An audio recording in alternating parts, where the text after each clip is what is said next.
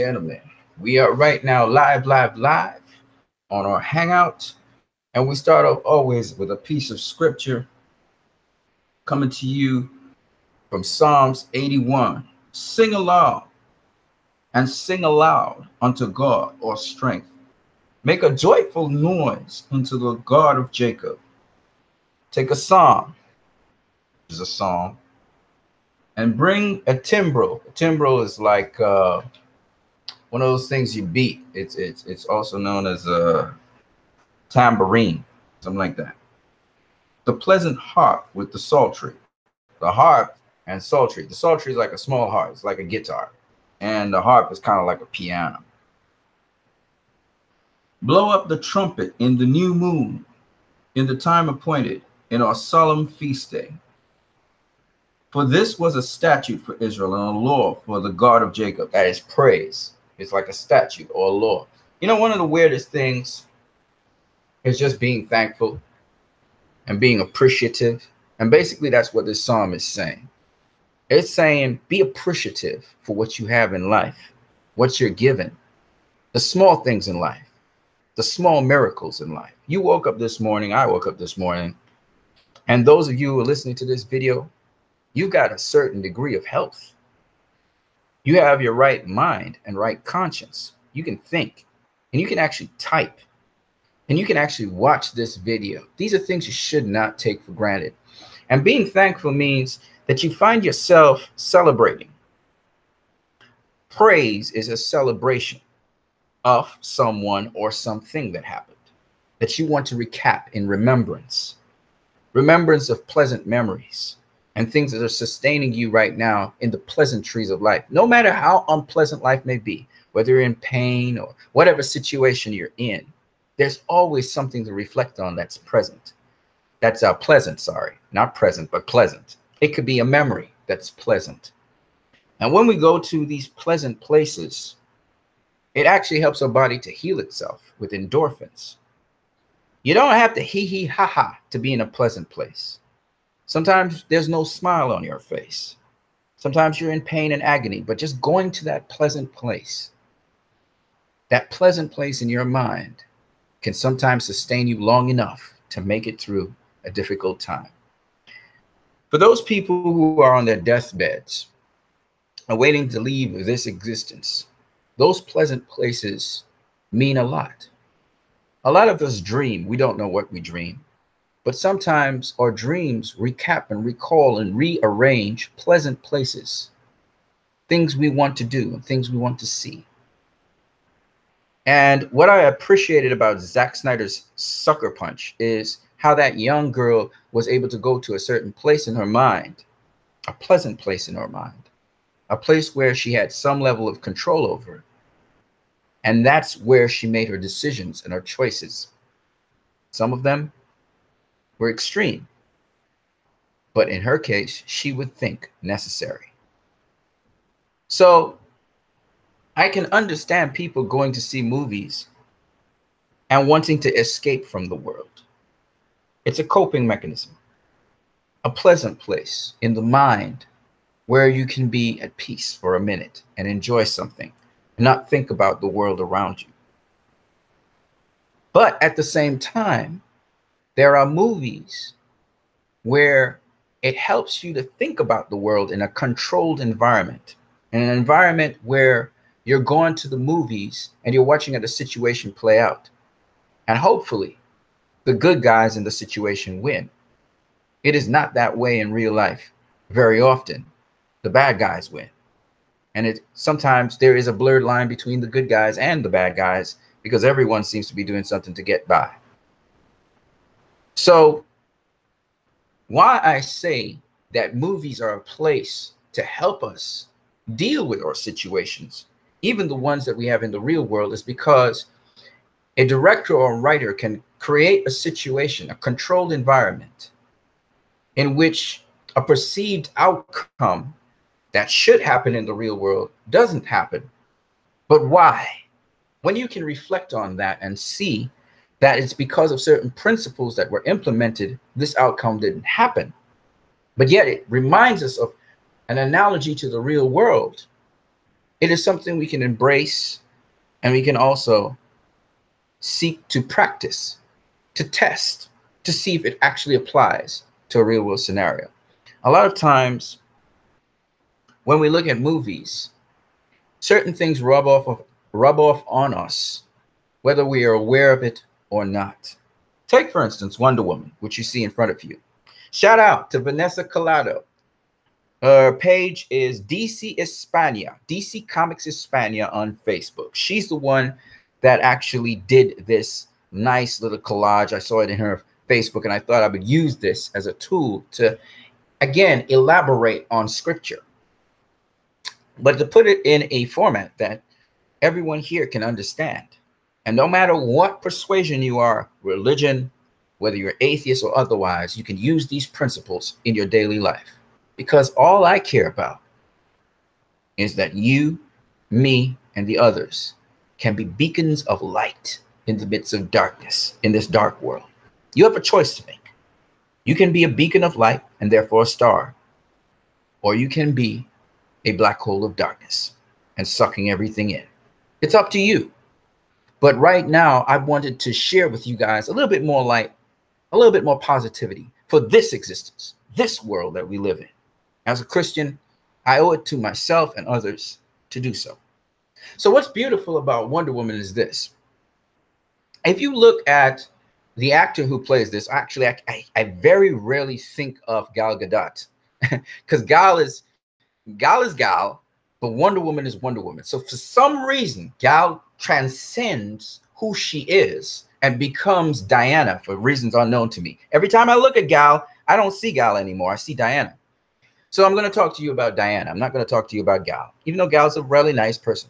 At least that's what she projects. And she really is. Gal Gadot is Diana. This is Diana here, I see. I don't really see Gal.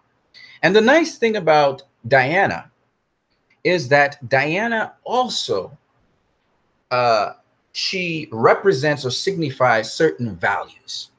One of the most powerful values that we will ever have is that she's also someone who's appreciative of the opportunity she's been given and the responsibility she's been given to help mankind move in a positive direction. She's tireless in doing so, but she does not get herself, because she's a friend of mankind, she does not get herself so involved in mankind that she's involved in their governance. She has kept a respectable distance from mankind, and she assists mankind where they need help. And eventually, this Diana that you're watching here will become a UN ambassador for the world. She will eventually become that. She has not yet, but she will. Now, what's very interesting about Diana, as we look at her here, is we see her sense of family. And as if you look at my hangout here, it's talking about the DCEU and family. And all of these characters, and I mean, by and large, superheroes in general, they try to elaborate a bit on their families, okay? But DC really spends a lot of time giving you that overall perspective on family, on what it means to these characters in the DCU. And actually, the family members have been affected by villains and so on. They've been targeted. You think of Superman, and his family has been under threat, and we have had a deep backstory into his family. We had a lot of backstory. We had a lot of family lore backstory into Superman. Superman has two families, and we'll go into that a little bit as we go into this. But the important thing here is, you know, we actually see the families as part and parcel of the storytelling of these heroes, and how the families actually interplay and intermix into even the story of these heroes. And sometimes the families are in jeopardy because of these heroes. When we look at Diana, she's estranged to her mother. She had a sense of purpose. Her mother did not want her to embrace that purpose, as many protective parents are. Even you see a parallel with Clark's mother saying, be their hero, Clark. Be whatever you want to be, whatever they want you to be, or don't be any part of it. You don't owe this world a thing. Parents are so protective of their children. This is a symptom of parenting, that a lot of times they may even keep them back from their purpose and their destiny, not understanding what their gifts are. Again, the DCU pays a lot of attention to choice. choice.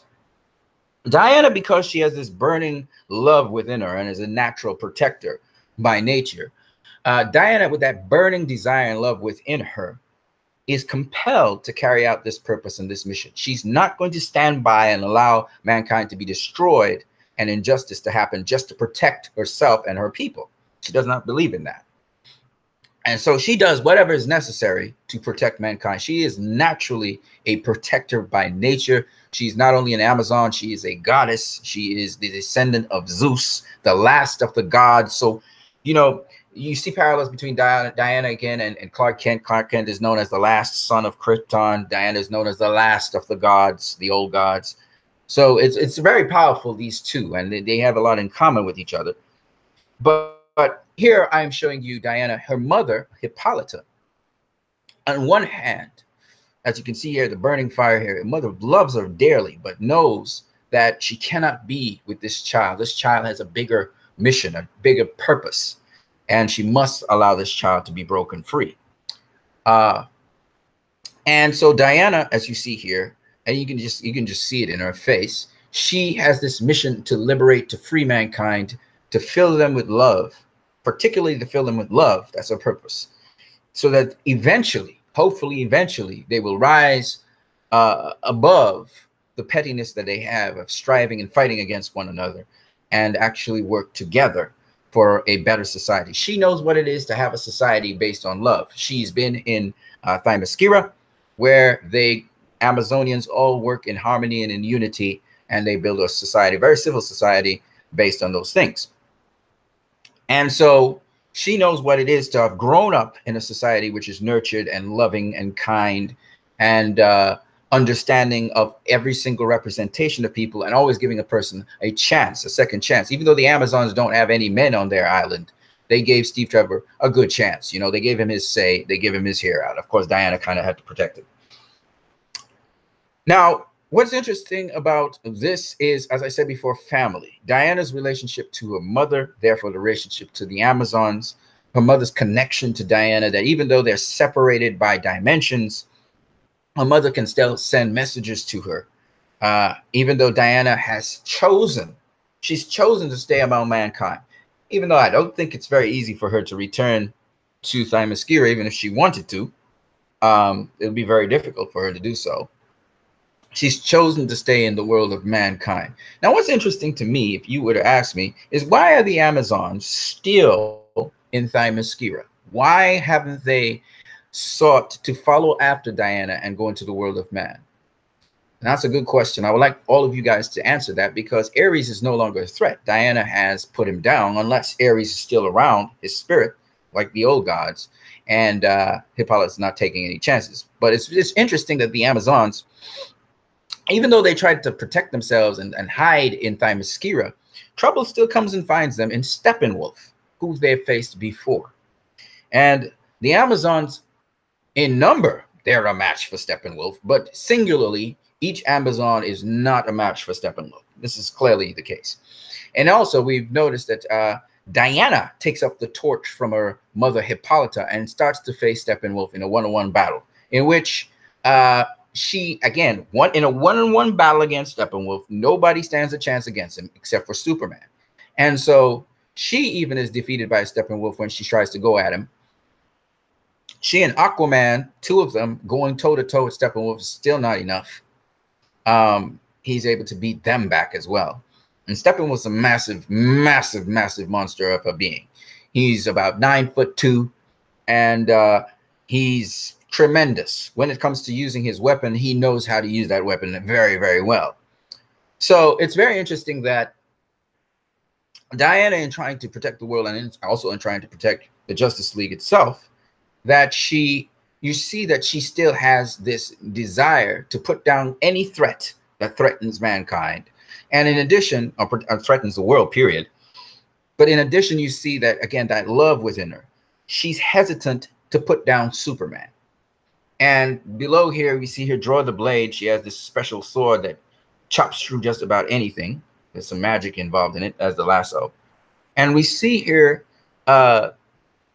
once again, hesitant to want to put Superman to sleep. He's just been brought back So she's trying to help him, restrain him, so that he can catch himself. In an all-out toe-to-toe battle, Diana, with no holds barred, it'd be a pretty different battle with Diana versus Superman. He'd kick her butt for a couple times, but she would keep on coming back. She is not one. She is relentless. When she's fighting you, she's not fighting you. Diana don't fight to leave captives. She does not fight to keep captives. She fights to kill you. Okay.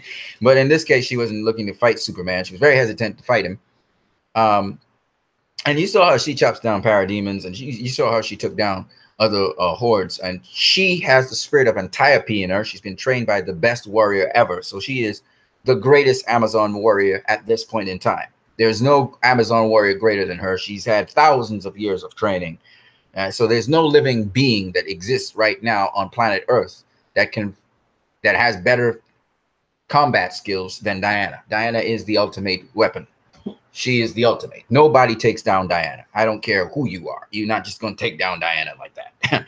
Okay. So, and even Superman, as strong and powerful as he is, and I know he would beat her, we saw in the comics that she actually took him down. Okay.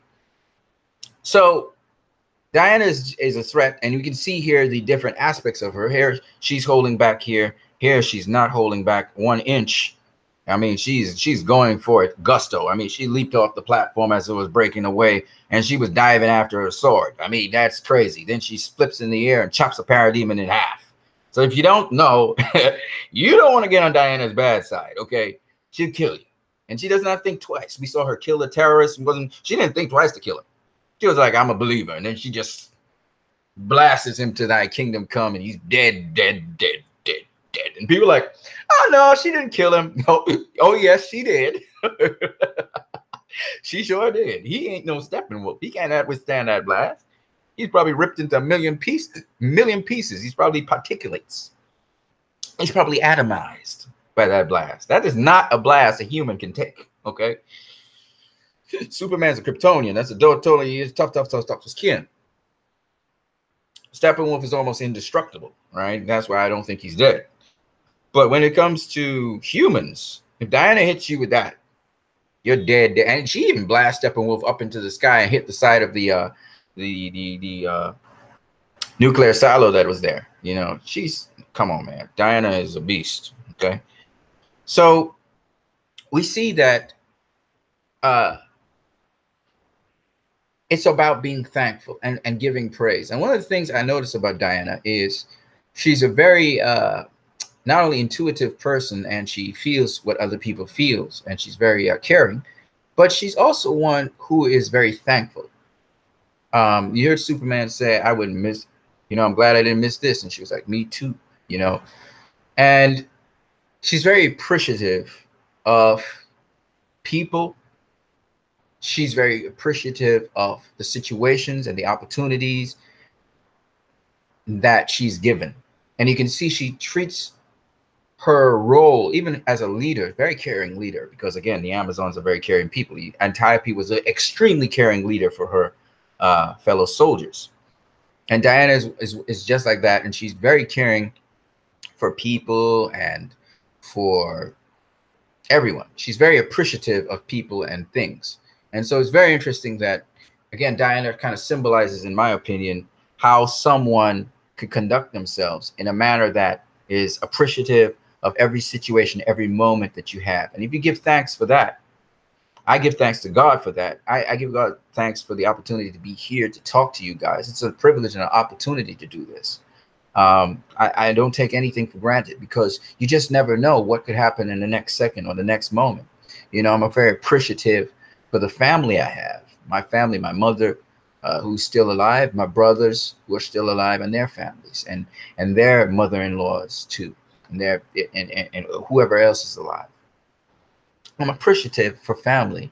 And this is what we're going to talk about today. We're going to talk about family. So let's get into it. So in Man of Steel, family has been mentioned. But when it was mentioned, it's very interesting. Jonathan Kent said to Clark, he said, our family has been farming for 5 generations. And Clark says, your family, not mine. I don't know why I'm listening to you. "You're not my dad." To which his mother says, "Clark," right? "You're some guy that found me in the field." And that's very hurtful. But this is where the word family is actually mentioned there. Now, we know that Clark had a certain relationship with his family. Unfortunately for him, he never really got to reconcile that situation and apologize to his father, because his father he died trying to help other people be saved from a tornado.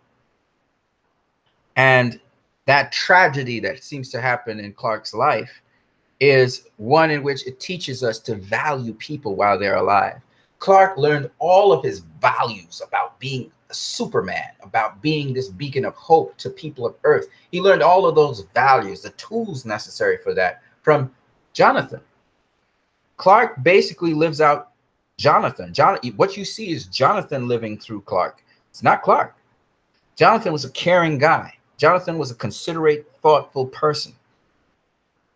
Most of what Clark emulates in life is because of Jonathan Kent. The real Superman that we see today is because of Jonathan Kent. It's not because of Jor-El. Jor-El had the vision to put Clark on Earth and Kara Lorvan, but Jor-El was not the one that shaped Clark. Jor-El was not the one that put the values inside of Clark. That was Jonathan Kent primarily. Yes, Martha Kent as well, but she was more wavering in how she felt about her son. She was able to help him cope. She was able to help him. She had, again, the love. She put that love inside of him, that care inside of him, so that she was always there for him, so that he could cope with certain situations. He had questions, he would ask her and so on. But Jonathan was the rock, and Jonathan was his mentor. Jonathan was the one that put those values into him.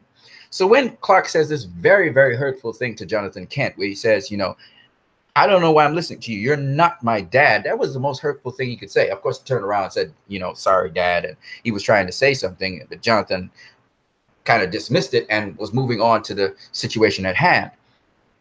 But it's just amazing how this Kryptonian, it's so crazy talking about Clark, because Clark's a Kryptonian.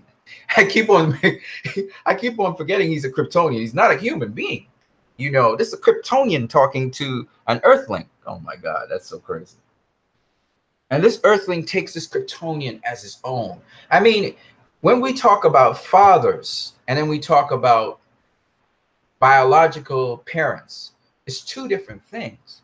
If you would bear with me, Guardians of the Galaxy, when Londo took Star-Lord, he didn't raise him the best, but you could see he really cared for him. He tried to preserve his life. He tried to save him from ego. He tried to save him from being something else. And he tried his best to protect him. He always held back.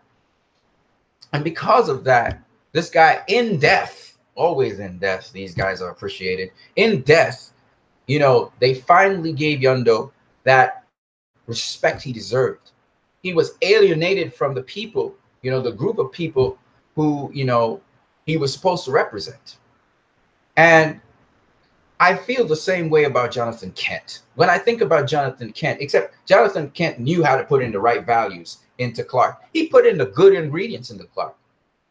He put in the solid stuff into Clark. He really did. And we saw it in the movie. We saw how he taught him certain lessons, how he had to make certain choices. And Man of Steel took its time to show that Jonathan was not going to tell Clark what to choose, but he certainly was going to present scenarios. And he was going to ask Clark to think the thing all the way through. And the rest of speaking that Jonathan did, he did in action. Jonathan was a man of action. Jonathan was a man that showed you the right way. He didn't spend a whole lot of time telling you the right way. No, he decided his actions was going to speak for his words. And I found that beautiful, how Jonathan had all this care for this little Kryptonian. He didn't even know he didn't know who Clark was. He knew Clark was an alien, but he didn't know what kind of alien he was. He just knew he wasn't from Earth. And these people still took the time. They could have taken this little child and delivered him up to the government or killed him. But the xenophobia today, just imagine if we find out there's an alien living among us. We're not going to take that alien in as a child. I don't care how much it looks like a human, because we don't know what to expect, and we think it's fake. This guy had a heart of gold, and his wife. And they took this alien from another world, which the alien later finds out is gone, and raised him as if he was a child, as if he was their son. And up to the point where I remember young Clark saying, "Can I just keep on pretending I'm your son?" And he says, Jonathan says this, it's very powerful. He says, "You are my son." That's powerful, very touching. Beautifully done film. You are my son. And I think about people with disabilities. I think about people who have these children who may have had deformities or some sort of disability in learning or whatever it is. And that's a beautiful thing, folks. It's a beautiful thing, because it makes you appreciate. I said thankfulness. It makes you appreciate people in a whole different way. And you got to learn every step, because parenting, ask anybody, there's no book on parenting. You have to make it up as you go along. No matter if your kid is seemingly quote unquote normal, or if the child has special needs. And it's a beautiful thing. And that's what Man of Steel showed us. But here comes this child, and in one reckless sweep, in one reckless world, says, "I don't know why I'm listening to you. You're not my dad." That's a harsh blow. But that's part of the job. And Jonathan lives through Superman to this day. Whenever you see Superman, don't forget, what you're really seeing is Jonathan Kent. And yes, Clark has, to a certain degree, owned up and found his own destiny, but he has been heavily influenced by Jonathan Kent. Heavily. To the point of which, when he talked to Lois Lane in Man of Steel, he said, "My father believed that if I presented myself to the world, they would reject me out of fear." And he stuck to it. He believed what his father said, to the point of which, when his father said, "Don't save me," he obeyed. He obeyed. And I'm saying this to you guys because even myself, sometimes I don't appreciate my family. We don't necessarily always appreciate what we have in this world. You know, I love talking about William Ruffin. And so you'll hear me mention this guy's name a lot, because this guy is near and dear to my heart. I love that William Ruffin speaks about relevant things. And for those of you who somehow are right now watching this video, I want to just give a shout out to William Ruffin. Not only him, of course, there's a lot of you guys, and I'm going to give you all a shout out. R2 Lemonin, Dave Ethan, William Miranda, Dossier. I think I got your name right this time, not Desiree. You're a guy. Sorry about that, man. I feel so bad about that. I was watching the video just last time. I mean, I could give a shout out to almost each and every one of you that comes to my channel. But you know, it makes, to me, I can only talk for myself. I'm taking my time with these videos, so they're long. When I put it up on Facebook, you know, I put up the pictures on Facebook. People don't understand how much I really want to say behind it. So on YouTube, I say all I got to say about it. But on Facebook, I just put it up. It's like, you just watch it at a glance, and that's it for some people. They just like, "Oh, yeah, look at those similarities." But I see so much more than that. You know what I mean? But anyway, so family, right? You know, I like that William Ruffin, he takes what we say and he applies it to real life.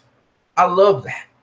And if you guys, I mean, we've had one hangout together, and you guys saw what William Ruffin was talking about, you know, and you know, he kind of made me want to see because I must say also, the movie Black Panther right now is the #1 comic book movie of all time. It has passed the Avengers. It is the #1 box office hit of all time. And I believe that that movie deserves everything it's got. Everything. Because it's a long time in coming. And I'm very happy for that movie. And again, that movie is based in family, passing of the torch particularly. But I wanted to speak about the fact that Man of Steel shows us the relationship between a parent and a child on a level that I don't know how many of you understand how far this goes. This is a child who is not a human being, who is estranged from his heritage. He didn't know what his heritage is for 33 years. And in the process of knowing and understanding who he was, because he thought something was wrong with him, and he even asked his father, does God not like me? Because he could not understand, and his parents couldn't tell him exactly what he was. They were treating him like a human, like everyone else, with the exceptions. I mean, just imagine raising a child who has these special abilities. What happens if this child throws a tantrum? This child, as a baby, is stronger than you and me. Can you think about the terror sometimes of these people having to navigate the course with this young child who could easily kill them? And yet they stuck with him, and they parented him, and they gave him love. They had to keep him away from other kids because they were afraid of what could happen if, God forbid, something he does harms these children. He could kill a child very easily. So they had to keep him away. And just thinking about that, I think about some children who are raised differently. They can't go to the usual public schools like other kids. And we say they have learning disabilities, and we have to keep them away. And people think of these kids as strange. Nowadays, with the PC environment we have, you know, the politically correct environment, people are more understanding of certain people. And of course, in the United States of America, of all places, that's why I love the United States. There's no excuse. People move. People do what they got to do. And because we have a society where you say, pick yourself up by a bootstrap in the United States of America, where there's not, you know, in a way, my country where I live right now, this little island here is a socialist country. I'll tell you why it's socialism. Like Canada, Canada is sort of socialist too. Socialist in the respect of the government. Sometimes people look to the government too much to help them when they should really help themselves. And so the government has thousands and thousands and thousands of programs out there for people. People don't really use them properly. And some people, they take advantage of the system.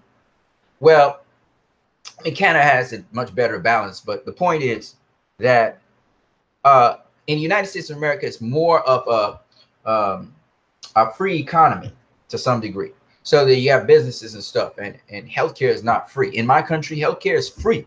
You understand that? There's available healthcare, free available healthcare for everybody. Isn't that crazy? And we're kind of like Canada in that respect. We have free healthcare. It's crazy down here. I mean, things are really, really good. We're in a recession right now, and it's still really, really good. You know how you know it's really, really good? It's really, really good when the very poorest of poor people are wearing name brand clothes and name brand shoes. That's crazy. You know, things ain't that bad. You know, and people still building huge houses down here. I mean, huge houses. You know, but again, you know, you have some, the government's trying to crack down on corruption, but it's very tough. And we are an economy that used to live off of oil. Things are going kind of bad now, so we have to diversify. But anyway, back to the point at hand. In America, people, you guys probably wonder, what is this guy doing? Why is he talking all these different things? I do that. I can't help it. I have to cover different things when I'm talking, right? So anyway, in America, anyway, I'm saying that I like how people pick up themselves by their bootstrap and they work as hard as they can to make a living for themselves. I love it. When I was over there, I used to work hard myself. The thing about it is, though, And just recently there, I was listening to a preacher talk about Black Lives Matter and why it's so important. The point behind Black Lives Matter is not that we're saying only Black Lives Matter, no other life matters. That's not what it's saying. It's saying that Black people have been treated so, they've been treated as if they don't exist, that their lives don't count. This is what the whole Black Lives Matter is about. And it's saying Black lives matter. And even Black people like myself, and I call all of us Black people. I know there are different kinds of Black people and all of that. I know it, okay? But I put myself in the boat because I'm Black too. All of us Black people, we tend to also undervalue ourselves. And we need to also hear the message that Black lives matter, because for some reason, we have embraced the notion that a Black person is not on the same level as every other kind of person in the world. For some reason, we think we're inferior to other people, and we put down our own selves, or we work by our own selves. We don't support each other sometimes. Not all of us, of course, not all of us. And everybody's entitled to their opinion. I'm not saying no, but I'm just saying Black Lives Matter is saying no to that. No. A Black person being shot by a policeman or a Black person being shot by a criminal that's Black like him is not acceptable.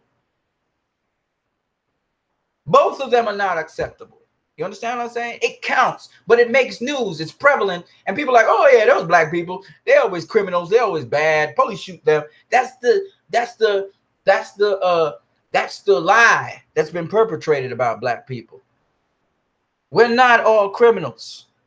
Just like any other race, there are criminals everywhere, and there's crime. And we are just like any other race out there. And we should be treated the same. Yes, crime is sometimes higher in certain countries, but every country's got corruption. Every country has crime. Maybe not the violent crimes or whatever it is. And so all my point is saying is this, that Black Lives Matter is saying, and again, all of this fits into what I'm saying, okay? Black Lives Matter is saying, God damn it, Black people are people too. That's all it's saying. Stop making us think that we're the worst thing on the face of the planet. Why do you keep on saying, oh, because the gangster music and the this and the that? No, man. No. That's why I'm glad Black Panther's killing it. Not politically speaking, but it's show Black Panther flies in the face of all of that and says, no, no, no, no, no, no, no, no, no. Black people have always been and always will be and always had the potential to be huge contributions to society and have been in the past. In fact, a lot of the things that many other races of people benefit from was done by Black people.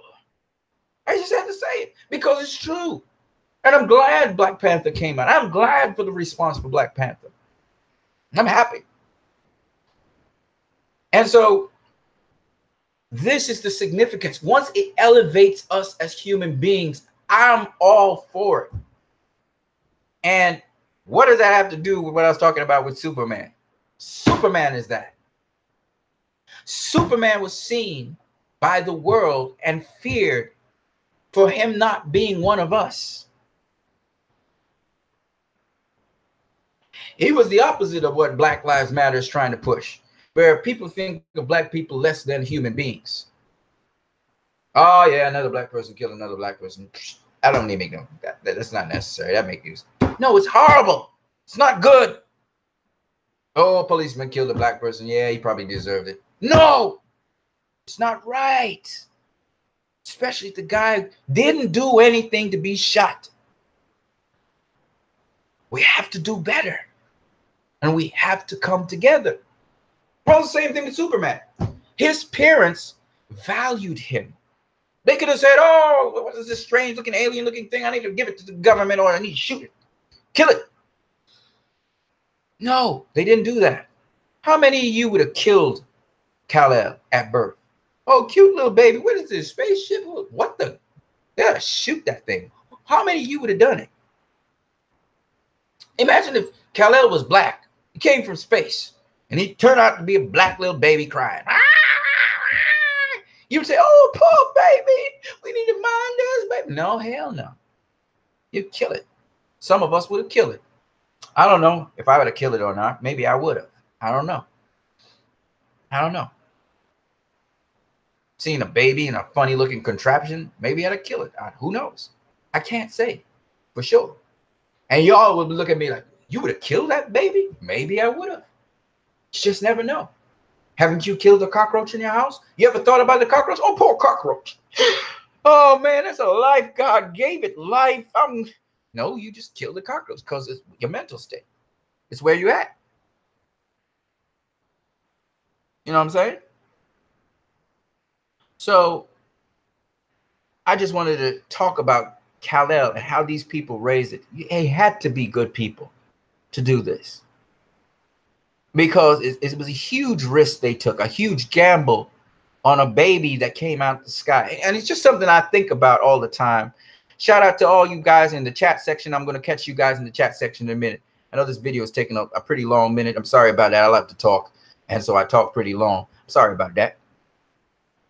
Next time we see family mention is in BVS. Lex Luthor's talking about it. And it says 2 years growing, but it didn't take much to push him over, actually. Little red notes. Big bang. You let your family die. Remember that big bang? Boom! Blew up the Capitol building. Look at the intensity in this guy's face. Because he's losing his family again. He's losing his family again. He's losing his family again. Superman was able to deal with the loss of his father because he had the opportunity to choose to save his father or not, to reflect on what his father was saying. Batman never gets the chance to choose. Now let's put ourselves in Batman's situation. And your family is over and over. You have lost people to violent deaths, and you could do nothing about it. You didn't have a choice in the situation. Superman didn't know that he had other parents and that they died. He didn't know about that. And when he found out, he said, well, I'm alone now. He said, no, not really, not necessarily. You've been brought into and indoctrinated with the people of Earth. But he had a conversation with his dead father.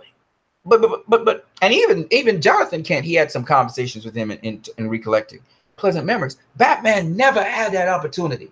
And he says it in BVS. He says, I bet your family said you had a purpose.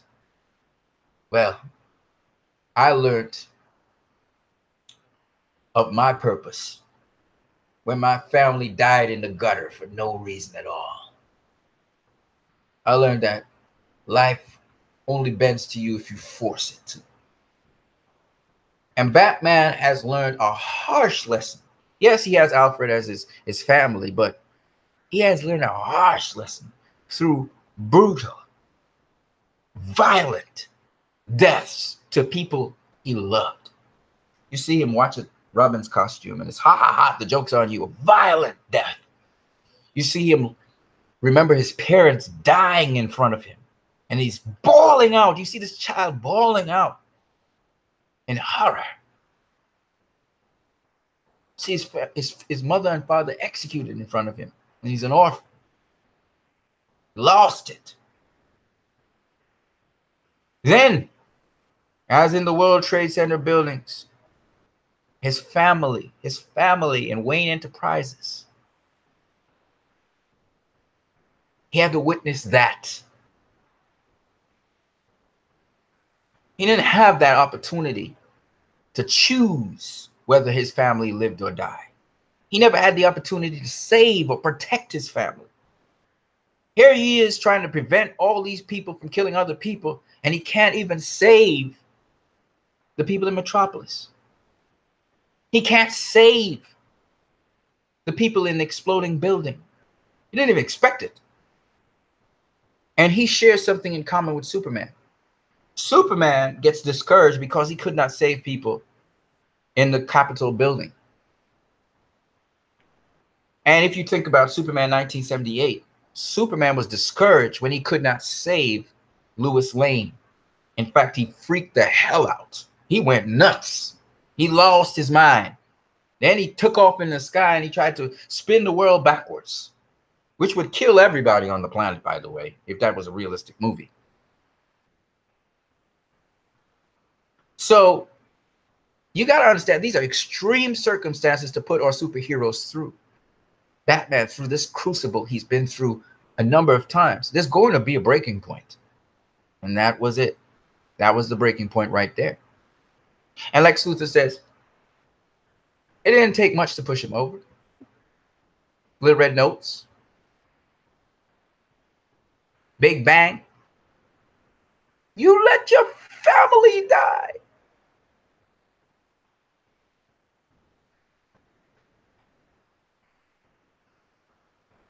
And it's interesting, Lex Luthor's family, as we're on that note. Lex Luthor had a father he knew, and he has this attachment to this father. He's the product of an abusive relationship, a relationship in which this father had abused him. He turned out to be a successful son, but a damaged successful son, who finally made a conscious decision to continue his father's legacy by being evil. He's not redeemable. Lex Luthor will never be redeemable. As Suicide Squad said, there's a difference between evil and bad. And this boy is evil. He hates Superman because Superman represents something he never had. Love. He doesn't know what that is. He doesn't know what that is because he wasn't raised with love. Batman actually had Alfred. If Batman didn't have Alfred, Batman would probably be Lex Luthor as well, or some sort of variation of Lex Luthor. Maybe not Lex Luthor, because Lex Luthor actually had a father. We don't know how his father died. We don't know if Lex killed him. But Lex is the example of, in my equivalent, if I were to use a Star Wars analogy, he's a Sith Lord. That's what I think of Lex Luthor. I think of a Sith Lord.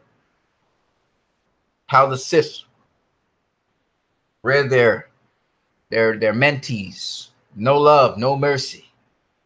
Pure hate, evil, fear. I think of Lex Luthor, I think of him as a Sith Lord. I would not be surprised he killed his own father and took over. I would not be surprised. It's not past him. And so what you're seeing on Jesse Eisenberg's face, Jesse said he couldn't do evil. Well, I don't know. I don't know about that, Jesse. You look pretty evil to me. And insanely, intelligently evil. You know, another guy who reminded me, and he was also a very intelligent, evil guy. The guy that comes to mind is John Travolta when he played that movie. I forgot what the name of the movie is with the bombs, where on a train. I can't remember what the name of the movie is. John Travolta, he never hit you with his hands. He never committed physically an act of evil, even though he ended up fighting the guy on the train. But he was so clever in his evil. Just so clever. And Lex Luthor, again, his family shaped him. Family is key in all of these movies. Now, I'm not saying that other comic book movies don't speak about family, because Logan spoke about family in context of his daughter. But the literal shaping of these characters is shaped by their families in the DCEU. You see what I'm saying? And that's a very interesting thing. And it goes for almost every single character. We talk about Diablo. Diablo gives us the concept of redemption. Diablo does an act that he himself is revolted by. In my country, we are having a lot of murder-suicides, acts of passion. Men are killing their wives in my country. Diablo encapsulates that so brilliantly. Very recently in my country, a man chopped with a blade, chopped up his wife, chopped up 2 other women. A guy came downstairs, the landlord, to see what was going on, chopped him up. 4 people dead. Police has him now in custody. They call it crimes of passion. Diablo can't live with himself. Most of these men, after they commit these acts, they want to commit suicide because they can't understand how they could get in such a fit of rage and kill these people. But they have all this hate seething underneath them. And Diablo was a seething pot of fire, and he lost it. And he didn't know what he did until he was finished doing it. It describes crimes of passion. And he does not feel that he can redeem himself until he meets the Suicide Squad. And they challenge him to accept what he has done, to own up to it, and to be prepared for the consequences of whatever happens. And because of that, he feels that they're a family. And he says, I lost one family, I'm not going to lose another one. And we see him release his full potential, release who he truly is. And we see Diablo in his fullness. And I speak about this because I find these things important, that you can use your gifts for evil or for good. The same gift he used to incinerate his family was the same gift he used to defend the Suicide Squad. In fact, he used it even more than he did when he used it on his family. And it all goes to show something can be evil or good depending on the context in which it is used. And the problem with Diablo was he did not have a sense of purpose.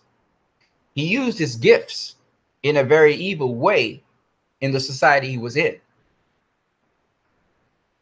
And he did not know how to use his gifts. It's interesting, he was called El Diablo, but probably he should be known as the angel. And why I say Diablo should be called the angel is because he's a messenger. It just so happened he delivered the wrong message in the community he was in. He could have used that ability and gift he had, which he thought was from the devil because it's fire. He probably could have used his pyrokinetics for good. And now that he's found a place to use his pyrokinetics for good, he could blaze it as fully as he wanted to. And it all teaches us that there's a place for things, and that sometimes the people who are criminal elements in our society just don't know how to use their gifts. Think about the drug dealer. If you think about a drug dealer is actually a very brilliant mind. You say, oh, well, it don't take, if you've been around for at least 5 months dealing drugs, then you are smart, because it's a hard cutthroat business. It means you have some business sense. And some drug dealers, and we know some famous ones, Jay-Z is one of them. He was not only a drug dealer, he was a pimp. But this guy has grown so that now Jay-Z is a tremendous businessman. It's what you do with your gifts. Your gifts used in the wrong case scenario for the darkness makes you bad. But those same gifts can be used for the light, and it makes you good. You know what I'm saying? It's context. Light and darkness have nothing to do with the gifts you have. It has so much to do with what you do with them, your motives. Suicide Squad, beautiful. Help this guy to focus, redirect his skills and abilities. Move from being suicidal. Ironically, the name of the Suicide Squad actually helps these guys to want to value life. 2, getting redemption. Oh, maybe he's dead. Maybe he's alive. I don't think he's dead. I think Diablo lives off of fire. So I think he actually got replenished energy by that explosion, if anything. But nonetheless, the point is, that's what this character teaches us about family. So maybe you screwed up. Maybe you hurt your family. But even if you're estranged from them now, you can still find redemption. you can still, using the same skills and abilities that used you to cut yourself off from them, you can still find a way to connect again with them. And that's what it's all about. And that's what Diablo teaches us, that there's always hope, even in the most atrocious things that we may have done. Sometimes those atrocious things were just a misplaced purpose to the gifts we have. Let's move on. So in Justice League, when we finally reach Justice League, we get that answer. There's darkness and there's light. And it said, but the light always returns to show us things familiar. Home, family. Lewis Lane speaking on hope. Hope is the light that sparks up and helps us to see properly positive possibilities. And once you can see positive possibilities, you can move on. It doesn't matter your condition in life. What matters is that you can see a positive outcome somewhere in the distance, that it's possible. And that can keep you going. For those of you who are sick, it's the positive possibility that you can be well. For those of you who don't have a good financial situation, it's the positive possibility that you will. And when hope grows in you, you start to look beyond yourself to other people and what you can provide for them. And suddenly those possibilities are not as important as the bigger picture. Health for other people, that they would be well. Good finances for other people, that they would be better. And if you are genuine to other people and people see that you're genuine, that's what attracts them to you.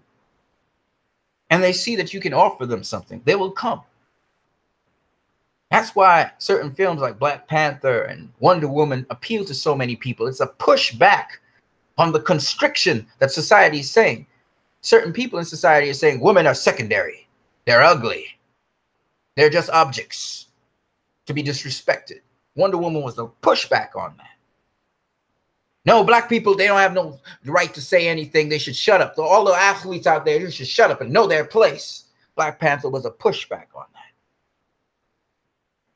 And it's a good thing. Let me just go into two other things before I go and check you guys in the chat section. So this is the summary of what we're talking about in the DCEU trilogy. I put this up already on Facebook, where we see this movement into just kind of studying and examining the progression through the DCEU and what it was discussing concerning family. When family was mentioned, the word family was mentioned. Of course, there's a lot more to it than that. But I just wanted to show that, hey, this word family is literally mentioned in all of these movies. Okay. Again, concepts are always mentioned in the DCEU, and that's what connects the different movies together. And that's why the DCEU is able to move on, because the DCEU is not just standalone movies and then afterwards we come together and get a collective. No, the DCEU has always been built and hinged around themes and concepts that have been moving from movie to movie. All right. So I saw this on Reddit, and this actually comes from another fan on Facebook, actually. Trying to remember which group I saw it in. I think it was in my group. Somebody presented it. Shout out to that person who did. And this is Yalen Gur. And they were able to show the concept art for Yalen Gur, which we saw in the Great War in the First Age, when all tribes of man and all the different groups on Earth and the gods fought together to push back Steppenwolf and his armies from invading the Earth, terraforming it. So this is Yalen Gur. I thought this was really nice. Let me try and zoom in so you guys can get a better look at it. I couldn't get the best, but there you see his Green Lantern logo there. It's really nice. It pops out from his center there, and there's his ring. Of course, he was killed. Steppenwolf stabbing him down the center of his heart, and the ring came off of him as he died. And he's also very tall. He's about 9 feet tall, taller than the average guy. Really cool to see. So my final catalog here is just showing you Superman from the BVS Superman and the Justice League Superman. I don't know if you guys can discriminate between these different Superman here. They're numbered 1 to 18, so you can check it out. Let's see if you can figure out which ones are the BVS Superman, which ones are the Justice League Superman. I'll leave it up there as I just finish off for a minute. So if you guys want to check it out here, you can freeze the video, whatever you want to do. Oh, well, this is live, so I'm gonna keep it up for a minute. I hope you guys enjoyed this little chat that I had about family, you know, this friendship and then this family. Family is what is given to you. Some people become close like family so that they add to the family numbers, but family is generally given to you. And then you have friendship, which can turn into family, which is something you choose. So you don't get to choose your family per se. They're given to you. But I want to see what you guys have to say about this. Leave your comments in the comment section below. They're numbered 1 to 18. I'm sure you guys are seeing it on the screen. Let me just go through it really quick. So which Superman is this? Justice League Superman, or is it BVS Superman? One guy, he put up a post in my group, Justice League Unite, in Facebook, and he was saying that, you know, he's trying to defend Superman by saying that the Superman at the end was, yeah, it was the Superman at the beginning if you look at the suit. But the Superman at the beginning, you know, he was coming back to the beginning to save people. And I showed him the date in the beginning there, because they had a date at the camera, which was 2015. I told him, nah, that's supposed to be actually Superman before he died. And of course, the newspaper article afterwards pointed to that. So do you see a difference in the suit? I didn't really see much of a difference in the suit. This is Superman here. You tell me which it's coming from. This is Superman again. And here he is again. Here he is again. Here he is again. All right. So Superman number 1. What do you think Superman number 1 is? Justice League or BVS? Reborn Superman or Superman before he was reborn? How about number 2? Reborn Superman or Superman who is from Justice League? Reborn Superman or BVS Superman? Is this Reborn Superman or BVS Superman? Is this Reborn Superman or BVS Superman? Number 4. Number 5, is this Reborn Superman or BVS Superman? Can you tell a difference? I know there's a difference. I'm not going to tell you what it is. I think some of you probably picked it up already. Here it is again. Is this BVS or Justice League Superman? I'm going to tell you right now, the outfit is not much different. Okay, the outfit is not much different. That's not the hint. BVS Superman or Justice League Superman? BVS Superman or Justice League Superman? BVS Superman or Justice League Superman? BVS Superman or Justice League Superman? Number 10. Number 11, BVS Superman or Justice League Superman? Number 12, BVS Superman or Justice League Superman? 13, BVS Superman or Justice League Superman? 14, BVS Superman or Justice League Superman? 15, BVS Superman or Justice League Superman? 16, BVS Superman or Justice League Superman? 17, BVS Superman or Justice League Superman? And 18, BVS Superman or Justice League Superman. I'm going to tell you what it is in a minute. Let me see your comments in the comment section. I'm going to give you about 10 seconds. Or maybe more. I might give you 20 seconds. Yeah. So I'm going to go into the comment section in a minute. See what you guys got to say.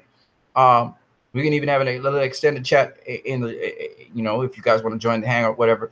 We can have extended chat in that in a second. So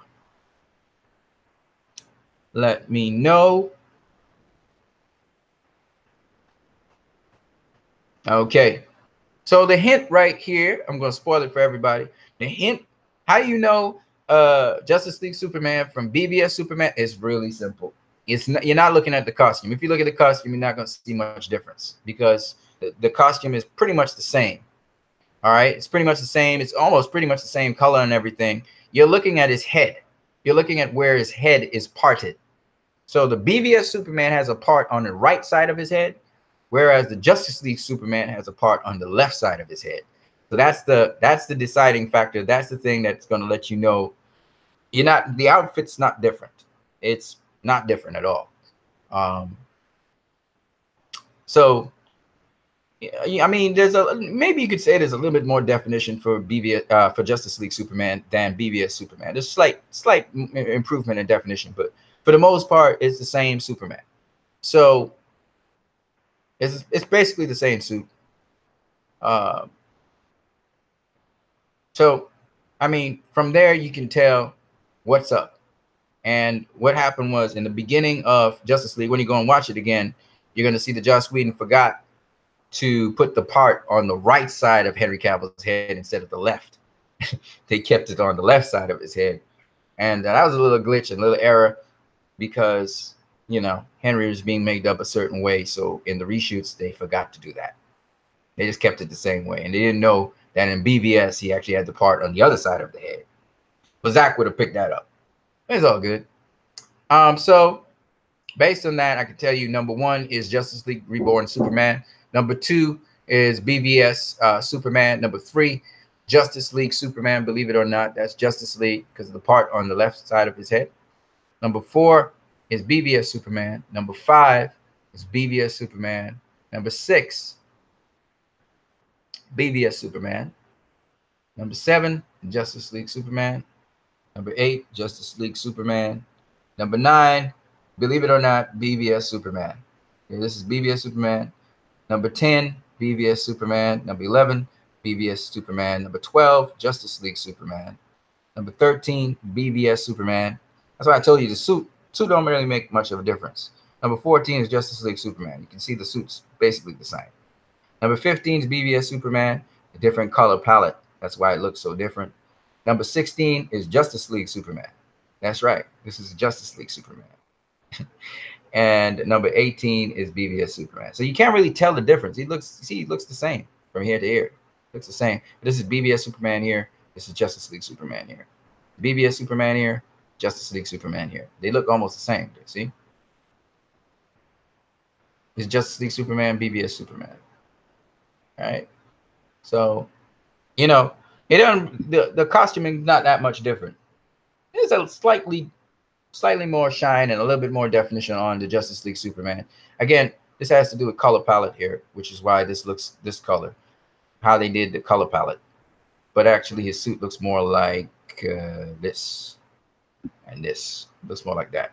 Depending on the lighting you're in, it looks a certain way. See, depending on the lighting you're in, you get a different color tone. But for the most part, that's what's up.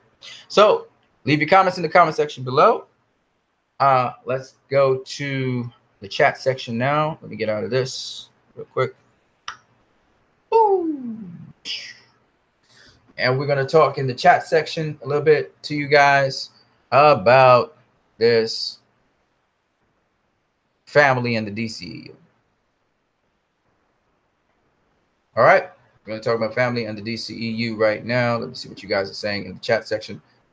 Oh, shout out to Prathmesh Tiwari. He was the guy that told me about Justice League concept art revealing Green Lantern design for Yalanger. So shout out to him. He's in DC Extended Universe Positive, which is led by Dave Ethan. And we got a couple people here making some comments here. Archer Lebanon. Yo, it's me. Truth and Justice. Okay.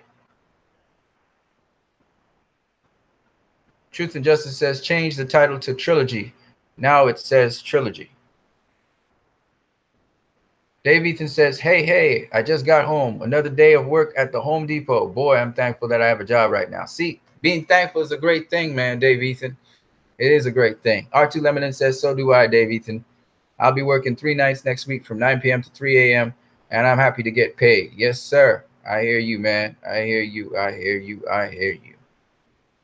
And then R2 Lemonin says, I'll listen through this when I go to school tomorrow. Still need to get back some of my needed amount of sleep.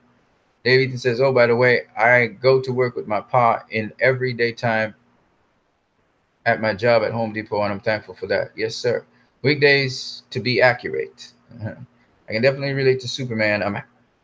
I'm happen to be one of the people who have learning disabilities and do whatever it takes to get a fair education. Yes, sir. That's great, man. That's great to hear. Glad to hear all you people talking about those things. Shout out to Dave Ethan. Shout out to R2 Lemonin. And shout out to somebody else who was on this feed. Truth and Justice came through. Truth and Justice rolls through my stuff and watches my videos. That's cool, man. Guys, so I just wanted to give you guys a shout out. I see everybody here is busy doing what they got to do, which is good. And I just wanted to share this video with you guys before I get out of here and move on my way. Ladies man 21751 says, what scenes in jail were directed by Joss Whedon? I mean, a couple of them. I mean, a couple scenes were directed by Joss. Yeah, a couple scenes. I think I went into that in some detail in some other videos before. You know, do you know what scenes in jail were directed by Joss? Yeah, we sort of did that already. We talked about that. And all you got to do is just check out some of my earlier videos on my channel, and you'll see all the scenes that we talked about that were directed by Joss Whedon. You know? Yeah. The opening scene was directed by Joss. The Batman scene was directed by Joss. Some of it. Yeah. The end scene with Superman racing the Flash was directed by Joss. So we had a couple of them. You know? Inside the movie, there were a couple, not complete scenes, just little bits of scenes. Like one of the scenes that was directed, it was just a piece of a scene really, directed by Joss, was where Silas Stone was coming out of the Metropolis building which held the ship. He was studying, and he greeted the janitor, and janitor told him about, you know, he was just giving his sympathies for Cyborg dying. You know what I'm saying? Are you sick about the internet spreading rumors about the DCEU? Yes, of course. I don't appreciate false information. Now, if you say it's a rumor, if you address it as a rumor and then you go on talking about it, no problem. But it's something when you're using rumors as if they're truth, you know. I really don't appreciate that. Ladies man 21751, right? So you know, if you check out my channel, you would see that I think Whedon directed a piece of a scene also with the Flash and a guy when he was going to sign in to go to see his dad in the prison. There was a scene where he and a big, strong, powerful guy, you know, had a dialogue, and then he drew something on the guy's face. I think that was Joss Whedon who directed that scene with that piece there. There were little pieces, little bits and pieces of scenes that Whedon did little things in, like the scene with the brunch scene that the Flash was talking about. That little brunch scene was a scene where Whedon directed that. Then we had the scene with Diana and Bruce. Particularly now this particular scene I know was directed by Whedon. Diana and Bruce, when Diana was arguing with Bruce about bringing back Superman. That scene, I think quite a lot of that scene and a lot of that set was directed by Joss Whedon.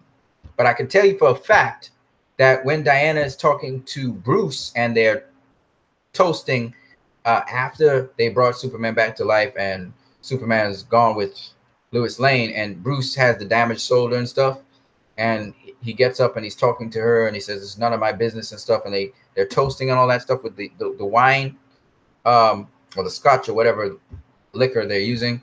That was directed by Zach, actually, because the telltale thing here was the cinematographer that was there, which was the cinematographer that was working with Zach. That cinematographer, when Zach left, that cinematographer left as well. And that scene, therefore, was directed by Zach, actually, which is interesting. Let me just tell you what the cinematographer's name was. And then we had a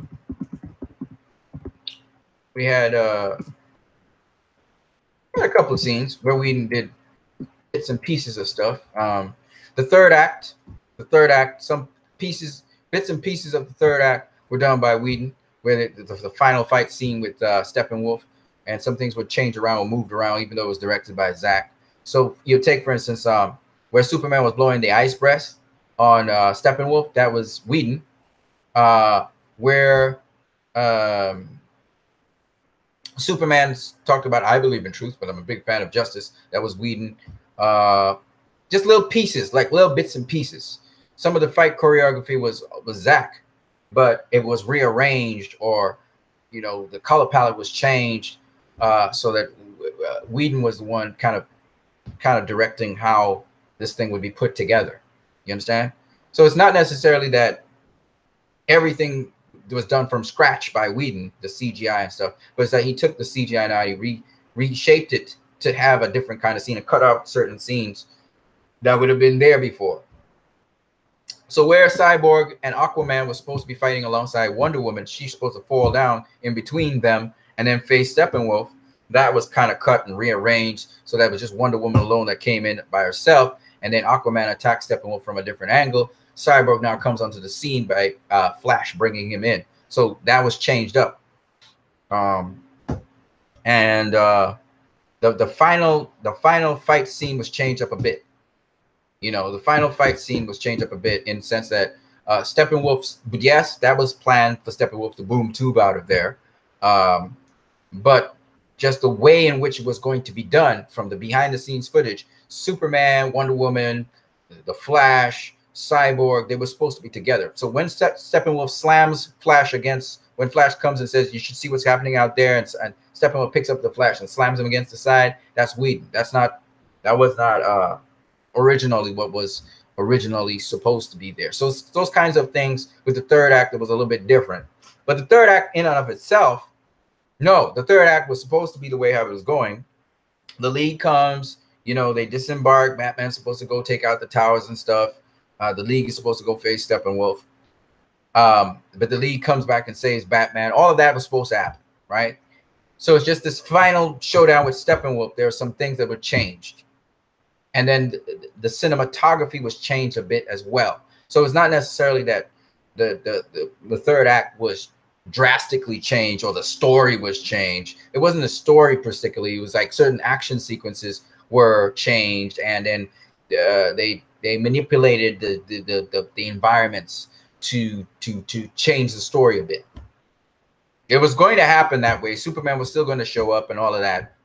He had to show up because he was a far away. He was not going to come to the battle scene when the League reached there. He reached afterwards. But it was like Whedon did slight changes to the story. It's like, to me, what he did was he chopped down the story for runtime. So I think Warner Brothers wanted it shorter, so I think Whedon shortened up the story. It's not that he changed the story per se. It's like a lot of action sequences that would have been in that part of the story that would have made it more epic. And then the kind of color palette that they tweaked it towards, where it kind of got and then the physics of the fight was a little bit different to what the rest of the movie was doing. So you could tell some of the detail was lost in those final fights. So that's where it kind of lost some of the epicness to it. But again, I don't think Whedon changed anything story-wise. Like the storyboards, it would have been storyboards that Zach laid down. Whedon tried to honor those storyboards, but he tried to also get the story shorter. So everything, I think in the end, what Whedon was trying to pull off was shortening up the story. He wasn't interested in changing the story. He was interested in shortening it up. And then of course he added a little Whedon flavor where he could, so that's what you basically saw. It wasn't that Joss Whedon was trying to change Justice League. That would be stupid. I think it's kind of like Suicide Squad. I think David Ayer just recently talked about how the Joker was supposed to have taken Harley. Harley was not going to engage in what the Joker wanted to do. And the Suicide Squad goes chasing him down, and they end up in a firefight, and Harley gets away. That's what was supposed to happen. But it was probably too long or whatever, runtime or whatever it was. And so they went with something else. Right? So that the scenes that you saw in the trailers that was supposed to happen didn't happen. And people were anticipating seeing more of the Joker, but they just kind of touched on him and disappeared. It's kind of like that. So it's kind of that kind of thing. To me, it didn't take away from Suicide Squad. Again, I enjoyed the crap out of Suicide Squad. I still think it's a pretty good movie. It's not the best DCEU movie. It's probably the lightest of the DCEU movies, but it has a unique message in it that I think a lot of people overlook.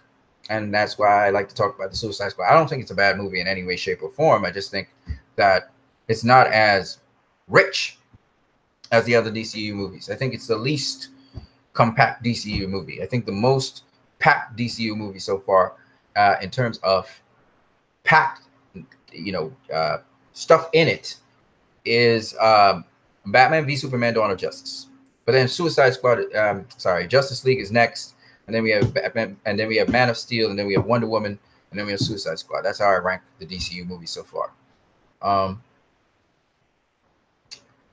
I wanted to show you who the cameraman is before I call it a day, because I've been on here for a while. But I wanted to take my time to go through this, so it was going to be long. Yes, the person who did cinematography here is Fabian Wagner, right? So once you see Fabian Wagner, a guy with a cap, or he's slightly bald, or he's balding. If you see a guy with beard and slightly bald, he's not Joss Whedon. He's Fabian Wagner. More than likely you're watching at. And once you see Fabian Wagner somewhere around, then you know Zach did this shoot. So I saw Fabian Wagner for the shot with Diana and Bruce, and that's how I knew that was shot by Zach. So there are certain scenes that people think is shot by Whedon, but they're really shot by Zach. Then Whedon did the little thing with Wonder Woman, the Flash falling on top of Wonder Woman, but he's trying to save Wonder Woman. I don't know if he did the part where he saved Wonder Woman, but I know he added the part where he was kind of struggling on top of Wonder Woman. Then he got it back up, because he always Flash trips all over the place. And again,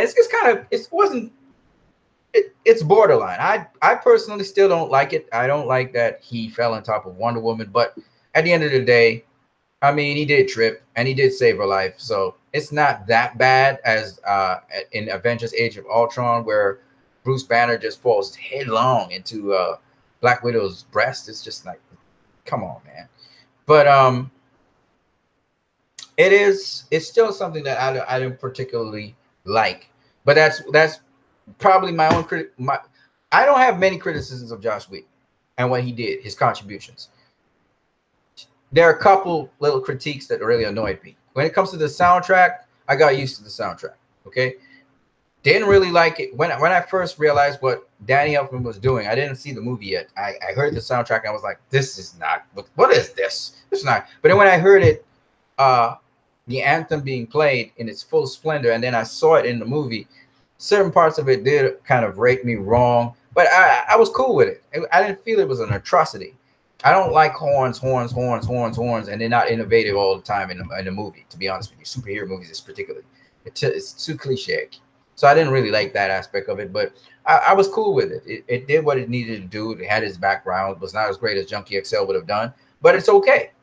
And so you have to understand that my expectation for the movie kind of fell a little bit. I was worried.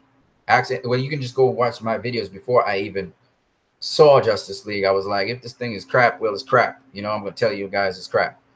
So I was worried a bit for the movie, but at the end of the day, I enjoyed it. And I went back and saw it 10 times because of the value in it. The thing with me is I like to watch movies for value. I don't like to watch movies just to say I had a good time and forget them. So that's what I had to say about that. Yeah. So if that's all the questions we have for today, it's nice to have talked with you guys. Ladies Man 21751, thanks for participating and talking with us. I am sick of the internet spreading rumors about the DCEU. Some new information about Shazam, new information about Aquaman will be coming soon. We will start following up on those movies. If you haven't bought a Blu-ray or DVD of Justice League, I advise you guys to go out there, get your copy. If you like the movie, if you enjoyed it, get your copy of the Blu-ray and DVD.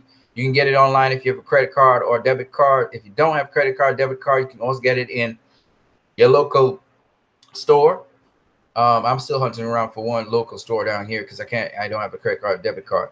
Also, if you want to contribute to my channel, you can always contact me via messaging me on YouTube, and you can always, I will give you the necessary information to donate to my channel. I collect from Western Union or MoneyGram. So if you guys really want to do that, fine. I don't have a debit card, credit card, so I can't really have an online account to do anything online, like, Patreon or something like that. So if you guys want to donate to my channel, please, by all means, have fun doing that. But, we all here to talk and discuss things. Hopefully this was worthwhile to you guys. I hope you guys keep on pressing on with a lot of hope, aspiration. I love the DCU. I love what the MCU did with with Black Panther, so I'm happy for that. Not really interested in Infinity War. You guys know that already. I don't think it's going to do as well as Black Panther, to be honest with you. Black Panther is a special movie. Wonder Woman's a special movie and struck a chord with everybody. Of course, people are going to go see Infinity War just for Black Panther being in it, but still. I just wanted to tell you guys that I'm so happy to have had you on this channel. I'm always thankful for the opportunity to put this out here. My videos may be sometimes long, but I'm putting it out and I'm having long videos because I'm thankful that I got the opportunity to do this on the internet. Hopefully, I hope that more of you guys will put out your channels, put out your videos, be more proactive, speak out about things that you love. You have a voice, you have a say in how things go on and go down. And I hope more of you would do like what I do. Gotta go, guys. Did enjoy my talk with you guys. I hope you guys have a great afternoon. God bless you all. Have a good one.